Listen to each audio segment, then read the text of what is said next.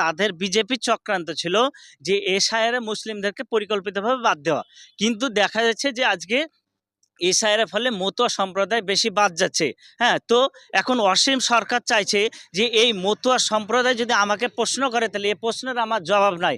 আজকে এই যে ভোটগুলা বিজেপির ব্যাংকে ছিল, এই ভোটগুলো আজকে আমার কাছ থেকে হারিয়ে যাবে। ঠিক আছে, তো সেই ভোটের একটা সহানুভূতি করানোর জন্য তিনি একটা হিন্দু মুসলিম যাতে দাঙ্গা বাঁধে সেই রকম একটা সুরসুরি তৈরি করেছে। আরে সে যে কথা বলেছে সে তো একটা পাগলের মতো কথা বলেছে, এটা পাগলও জানে যে তার কথার কোনো মূল্য নাই। আরে সে অসীম সরকার, তাকে আমি চ্যালেঞ্জ করতে চাই, সে যদি আমার সাথে ডিবেট করতে হয় যে কোরআন কার লেখা এবং কোরআনের যে আয়াত সে কোটেশন করেছে সেই কোন পদ্ধতিতে মানে কোন পরিস্থিতিতে করেছে, সে আমার সাথে ডিবেটে আমি চ্যালেঞ্জ করলাম, তার সাথে বসতে রাজি আছি।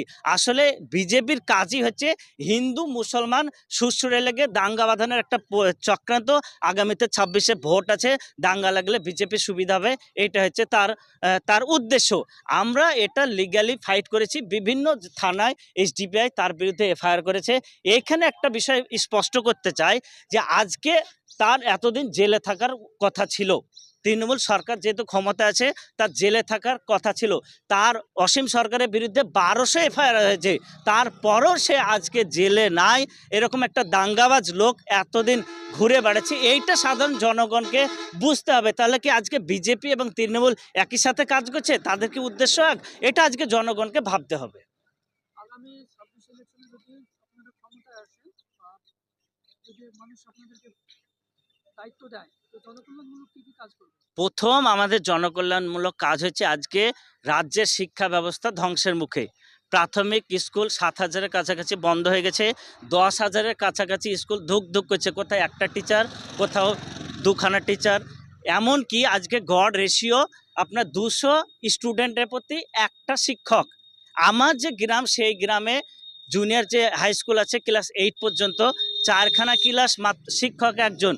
প্রথম কাজ হচ্ছে শিক্ষা ব্যবস্থার উন্নতি করা। দ্বিতীয় কাজ হচ্ছে আমাদের চিকিৎসা স্বাস্থ্য ব্যাপারে মুর্শিদাবাদ সহ রাজ্যের বেহাল অবস্থা, আজকে স্বাস্থ্য ব্যবস্থার উন্নতি করা। তৃতীয় হচ্ছে মানুষের বেকারত্ব দূর করা। আজকে লেবার পরিযায়ী শ্রমিকরা বিদেশে কাজ করতে যেতে হচ্ছে, অত্যাচারের শিকার হচ্ছে, তাদের হচ্ছে মানে জীবিকার ব্যবস্থা করা। এইগুলো আমাদের প্রধান কাজ। পরিযায়ী শ্রমিক বেশিরভাগই আপনাদের মুর্শিদাবাদেই ক্ষতিগ্রস্ত হয়েছে। মুর্শিদাবাদে আপনি যেমনটা আপনার বক্তব্যের মাধ্যমে বলছিলেন যে মুর্শিদাবাদকে ধার্মিকভাবে তাদের বিদ্বেষমূলক আচরণ করে তাদেরকে হত্যা করা হচ্ছে। তো সেই নিয়ে আপনাদের এসডিপিআই কি পদক্ষেপ নিচ্ছে? আমরা এসডিপিআই প্রথম থেকে এর ঘোর বিরোধী। বিশেষ করে ওড়িশায় সব থেকে পরিযায়ী শ্রমিকদের উপর অত্যাচার হয়েছে। আমরা 3 মাস আগে ওড়িশা ভবন ঘেরাও করেছিলাম, আপনারা হয়তো মিডিয়া পার্সন জানবেন। ওড়িশা ভবন আমরা পুরো ঘেরাও করেছিলাম এবং আমাদের রাজ্য সভাপতি হাকিকুল ইসলাম তিনি ওড়িশার ভবনে যে ছিল তাদের যে রেসপন্সিবিলিটি ছিল তিনাকে সামনে রেখে জবাব তলব করেছিল যে ওড়িশায় যে ঘটনা ঘটছে বলেন ঘটনা সত্যি না মিথ্যা। হ্যাঁ, তারা স্বীকার করেছিল, বলেছিল কয়েকটা বিচ্ছিন্ন ঘটনা ঘটেছে এবং তারা আমাদেরকে কথা দিয়েছিল যে এরপর থেকে আর কোনো এই ধরনের ঘটনা ঘটবে না।